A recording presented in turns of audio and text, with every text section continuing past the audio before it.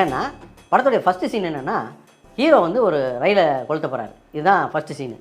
இது எதுக்காகனா இந்திய எதிர்ப்பு தெரிவிக்கிறதுக்காக ரயில் எரிப்பு பண்ணுறாங்க.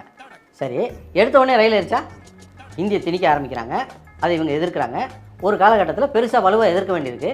அப்போ ரயிலை எரிக்கிறாங்கன்னா தானே அது சரியாக இருக்கும். சரிதான், கரெக்ட், நியாயமான கேள்வி. ஃபர்ஸ்ட் எடுத்துனா எப்படிவா இருக்கும்? நீ ஒரு படம் எடுத்தல, அதில் நீயே நடிச்சு போனமா ஃபர்ஸ்ட் எடுத்து நீ செத்துட்ட, அதான கதை. ஃபர்ஸ்ட் எடுத்து செத்துட்டோன்னா எப்படிப்பா இருக்கும்?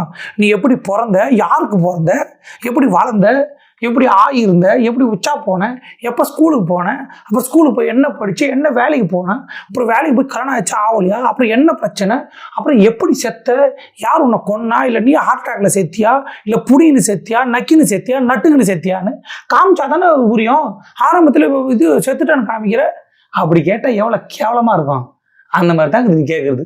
இதெல்லாம் இப்படி கேட்குறிய போட பைத்தியக்காரனா, எவ்வளோ கஷ்டமாக இருக்கும். படத்தோட டைலாக் தான், நீ வச்ச டைலாக் தான். ஏன் இப்படி பேசுகிறேன்னா, மோகன்ஜி படத்துக்கு ஒரு ரிவ்யூ போட மாட்டார் ஆள், அதை பற்றியே பேச மாட்டார். இங்கே வந்து வெற்றிமாறன் படம் எடுத்துட்டா, ரஞ்சித் படம் எடுத்துட்டா, இந்தமாரி இது மொழிப்போருக்கு ஒரு படம் எடுத்துட்டா, இல்லைன்னா மாரி செல்வராஜ் படம் எடுத்துட்டா தாங்காது. ஐயோயோ, அதாவது ஆண் பாவம் பொல்லாதுன்ற படம் வந்து இந்த வருடத்தின் சிறந்த படங்களில் ஒன்றாம் இவர் கொடுத்துருக்காரு. ஆண் பாவம் பொல்லாது அந்த படத்தில் ஒரு சூப்பர் படம்ன்றார்.